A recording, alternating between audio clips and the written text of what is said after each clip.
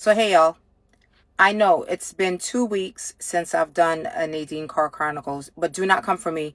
I was traveling and I'm not with my car, so I can't do a Car Chronicles on the plane. So that's why you haven't seen any Nadine Car Chronicles. But anyway, here we are. Today I'm gonna share with you two stories, and they both link unexpectedly. They both link. With the Lord, nothing is wasted. Nothing is ever wasted. We may think something is insignificant. We may think that this doesn't add anything to my life or whatever, but God can use anything to be an aid, a support to you. So, let me tell you the first story. Back in the days, when I was a teenager, I was involved. Y'all know that I was involved in a gang. Well, in two gangs. This particular gang, though, I was with them on an evening. I think it was like a Friday evening, and I was dating on one of the gang leaders. We were in a particular train station in Brooklyn, and we were hanging out at the back of the train station. The train station is called Franklin Avenue. For those of you from Brooklyn, you know Franklin Avenue. We called it FA back in the days. So we're hanging out in the back of the train station. Matter of fact, no, it was not FA. It was, I'm thinking it was Utica. Now I don't remember. It's Utica or FA. It's one of them, Crown Heights. So we're hanging out in the back of the train station. So I think it's myself and another female, and the rest are all guys. So like I said, I was dating one of the guys. In comes a train, and off the people that got off the train. Now this is at night. This is probably like 10 something, 11 o'clock at night. The people got off the train, and one of them, I heard one of the person that I was with yell out, that's the girl who did something to my girlfriend. One of the guys said that. So the other guys were like, who? So they ran towards this person. They surrounded this person. I'm still in the back of the train station. So they surrounded this person, waited for everyone to, it was not that many people on the train anyway. So they waited for everyone to go up the stairs and get out of the train station. So, and they had the girl surrounded. Anyway, they started beating on this girl. I mean, beating on this girl. So I go forward to go look to see what was going on. And I'm seeing these guys like stomping on her, kicking on her. Now, I was involved in gangs, but I wasn't really a person that was about doing bad things to people for no reason. Like I wasn't that. I was just with the wrong company. Bottom line, I was in the wrong company. Anyway, I was very perturbed. I was very disturbed by what they were doing to this girl. So when I looked, she turned around, she was on the floor, they had her on the floor, and I realized it's someone that I knew. Someone that was from around my way in East Flatbush. And I said to my boyfriend, who's one of the leaders, I said, I know her. And he's like, how well do you know her? I said, I know her. So he stopped them. They were trying to pick up this girl to throw her on the train tracks. Anyway, he stopped them. I mean, they beat that girl so badly. He stopped them, and we all ran out of the train station. Fast forward, I mean, that thing stayed with me for a long time. It just didn't sit well with me. I never saw her again, but it didn't sit well with me. Anyway, fast forward, I'm in prison. I go to exit.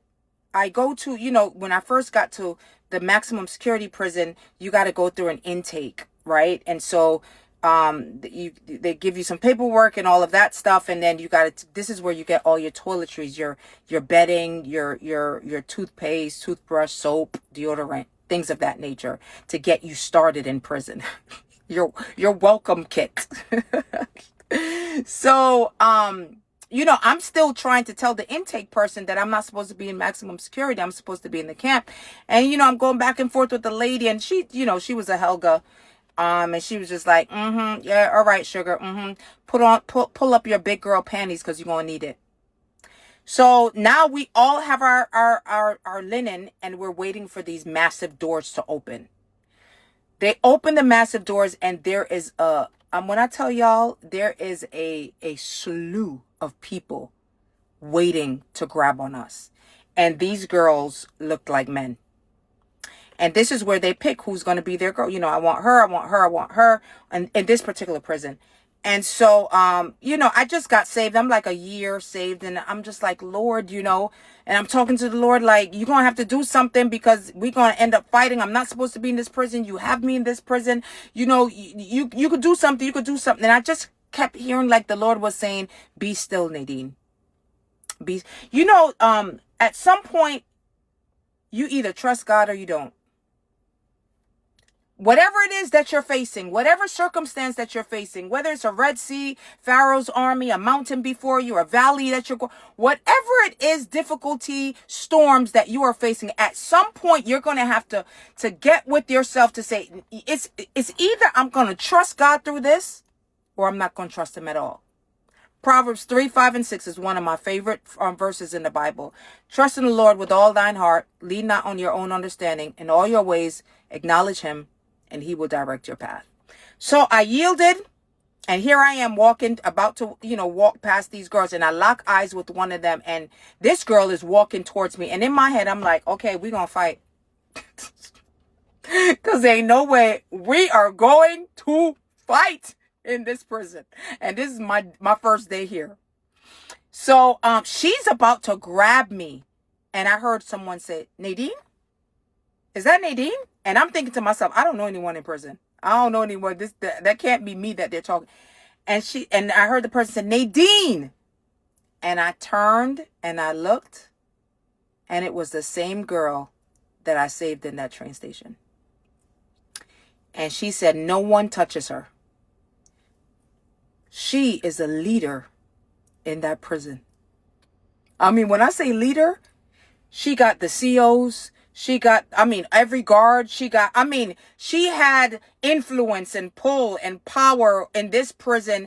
The same prison that I was fighting the Lord not to go in. I don't belong in here. Stop them from sending. It's the same prison that God was sending me there because he had a destiny helper that was there waiting. God will go ahead of you. And he will prepare. You don't know why you're going this way. You don't know. You're wondering. You're screaming at God. You're fussing at God. And God is saying, be still. I got this. I've already gone ahead of you. I've already prepared the way for you. Are you going to trust me or you're not going to trust me? That girl, when I tell you that girl set up that prison for me, that girl made sure I had the chapel. She made sure I had Bible. She made sure I was not touched. She made sure I was protected. Whatever I needed, I had. Listen, because of her, the red carpet was rolled out for me. She was a destiny helper. Why? Nothing is wasted. This person I thought that I would never see again. This person I thought that was just a one-off situation that happened in that train station. She never forgot what I did for her. And God repurposed it. He recalled it and used it as a platform to serve me years later. She was a destiny. Listen, let me tell you, we got to just trust God with the path. You know how they say trust the process? When it comes to God, we just got to trust the process. We got to relinquish control and trust that the one who controls the universe is more than able. And he is more than equipped to handle your life and my life and our future. We got to lay down our rights. We got to lay down our control. We got to lay down our want to be in the driver's seat and get, not even in the passenger seat, just get in the back seat and let God take the wheels. Let him lead and God. You know, it says that man plans his way, but God orders his steps. Let God order your steps. He will use destiny helpers. He will use the things that you think are insignificant, the things that you thought were a waste, the thing that you thought that was, a one-off situation that has no value in your life. Listen, God will use the very things that you think are unusable in your life. And he will use it as a platform to serve your life. That girl, God used her in a mighty way. And I will never forget what she didn't forget what I did for her. I will never forget what she did for me. And I believe in both instances, God was in control.